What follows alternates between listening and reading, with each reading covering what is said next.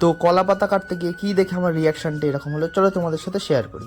তো প্রথমে দা নিয়ে বেরিয়ে গেলাম আমাদের পিছনে আফ্রিকার জঙ্গলে কলা পাতা কাটতে।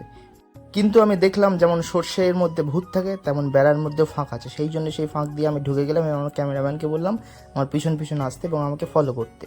এই দেখুন কি সুন্দর ঘন গভীর আফ্রিকার জঙ্গল আমাদের বাড়ির পিছনে হয়ে গেছে। তো আমরা সেই জঙ্গলের মধ্যে দিয়ে আবার একটা তারের বেড়া পার করে চলে এলাম একটা সুপারি গাছের লাইনের পাশে এবং সেখান দিয়ে আমরা চলতে শুরু করলাম সামনের দিকে। দেখুন বন্ধুরা কি সুন্দর সবুজে ভরা জঙ্গল।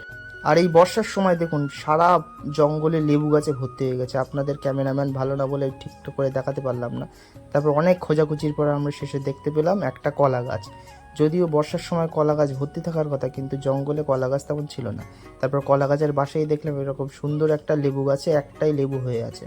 যেহেতু কলা পাতাটা কাটতে গিয়েছিলাম মা সোমবার করবে বলে, সেই জন্য আমার লোভটাকে সংবরণ করে আমি কলা পাতাটা কেটে বাড়ি আসছিলাম। ঠিক বাড়ি আসার পথে আমি দেখলাম সেই দৃশ্যটা, যেটা আমাদের এখানে বিরল। যদি দেখতে হয় তাহলে ওয়েট করুন, আমি পরের ভিডিওতে সেটাকে কন্টিনিউ করবো। বা